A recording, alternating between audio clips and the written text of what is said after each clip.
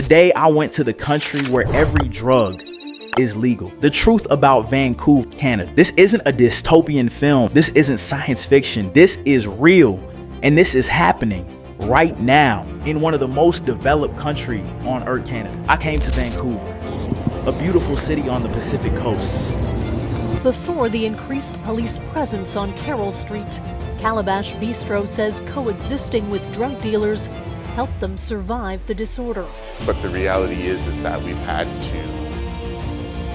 to create a mutual respect between our business and all the business that happens out there. It was a hot spot. It was an area that had a lot of, I want to say, chaos taking place. Not just to explore its tourist spot, but to witness something far more controversial, something that has shocked the world. A city where drugs like heroin, meth, cocaine, even fentanyl are no longer criminal offenses. In Vancouver, if you're caught with small amounts of hard drugs like heroin, cocaine, or meth, the police won't arrest you. You won't be thrown into jail or dragged through the courts. There are no handcuffs, no criminal record, and often no consequences at all.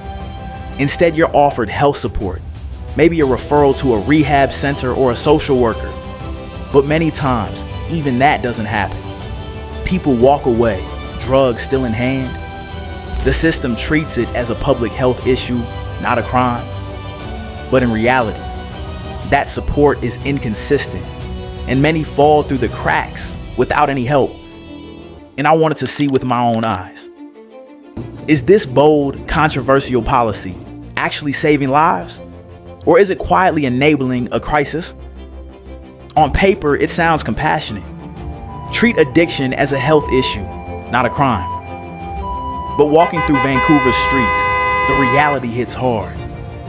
People slumped over on sidewalks, some injecting openly in public, others barely conscious.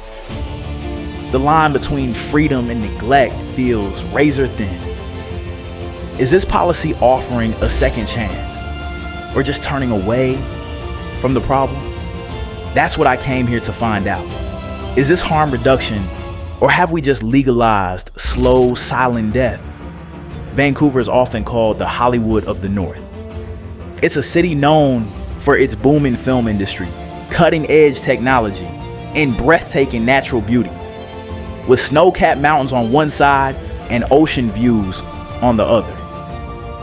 The air is crisp, the streets are clean, and the skyline is lined with modern glass towers. It's a place that seems like a dream for tourists, entrepreneurs, and outdoor lovers alike. But just a few blocks from this postcard-perfect image lies Hastings.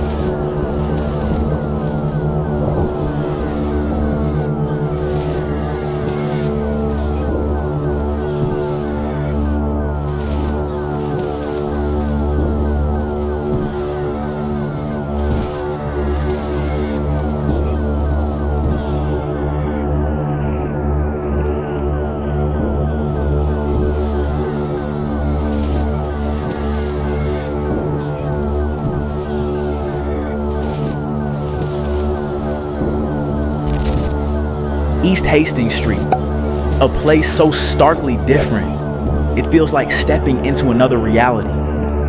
Here, sidewalks are lined with tents, discarded needles, and human suffering. It's the epicenter of Vancouver's drug crisis, where luxury and despair exist side by side, divided by nothing more than a street corner.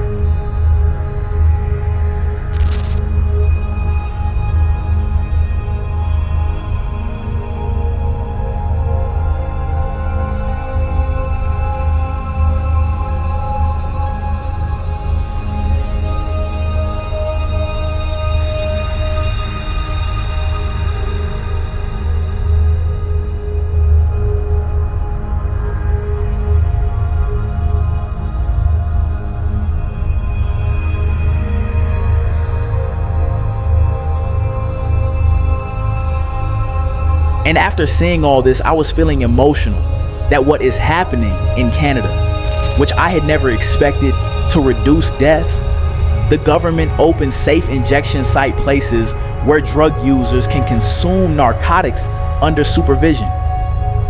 There are nurses and paramedics on standby. If someone overdoses, they're given naloxone, a life-saving drug that reverses the effects of opioids. Clean needles are provided to prevent the spread of diseases like HIV and hepatitis C. These sites are built on a simple idea. If people are going to use drugs anyway, at least let's keep them alive. There are even vending machines in Vancouver now that dispense safer alternatives to street drugs, doses that are tested and controlled. But is this approach working? Supporters say it's a brave step forward. Critics argue we're not solving the problem, we're enabling it. The reality is more complex. Many of the users I saw were beyond help. They weren't just using, they were fading away in front of everyone. After Canada's 2023 decriminalization policy, overdose deaths rose by 15%, street drugs became more potent, and illegal trafficking increased. The plan was to reduce harm, but public drug use exploded. In some neighborhoods, kids now step over needles and unconscious bodies on their way to school. Even healthcare workers who once supported the law are speaking out, saying it's gone too far. There's no rule forcing addicts into treatment, and rehab centers are overwhelmed or underfunded. With no structure, no follow-up, and limited resources, many people have simply slipped through the cracks, left to suffer, relapse, or die on the street. Talk to 10 people in Vancouver, and you'll hear 10 different views. Some believe addiction is a disease and say we should treat, not punish. Others argue this isn't compassion, it's surrender. We've legalized slow death. Even police feel helpless, unable to arrest people carrying deadly narcotics. Local business owners near East Hastings are closing shop, calling the area unsafe. Parents worry about their kids walking alone. Yet activists claim the city still hasn't done enough, demanding more freedom, more services, more funding. The city is divided. One law, many voice, and no clear answer in sight. Vancouver feels like two different cities living side by side. One is the version tourists see. Gleaming glass towers, snow-capped peaks, peaceful parks, and golden sunsets over the Pacific. It's beautiful, modern, full of promise.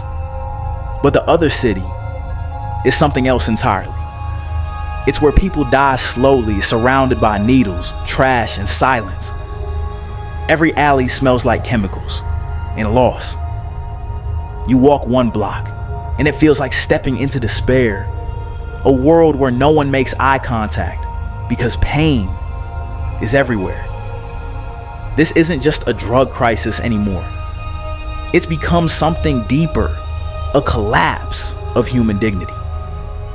I came to Vancouver hoping to witness how a bold policy, decriminalizing all drugs, might be saving lives. And in some ways, it is. Thousands of overdoses have been reversed with naloxone. Some people have finally made it into rehab, and others now have access to safer spaces and health support. But for every life that's been helped, I saw many more unraveling. People still dying in the streets, still injecting in broad daylight, still completely alone. Decriminalization might remove the fear of arrest. It might reduce stigma. But it doesn't remove the addiction itself. And it doesn't take away the pain, trauma, or mental illness that fuel the crisis. Laws can change overnight, but healing takes far longer. What I saw wasn't just a city experimenting with drug policy. I saw a city at war with itself. A city trying to offer compassion while being crushed by reality. Vancouver's approach might be visionary, or it might be the warning sign others ignore. Either way, it holds up a mirror to society, forcing us to ask, do we punish people for being broken? Or do we try to understand them, even when it hurts to look? Do you believe decriminalizing drugs is the right path, or a dangerous mistake? Let us know what you think in the comments below. Don't forget to subscribe for more real, raw stories from the places the world tries to ignore. Your voice matters. Your awareness can spark change.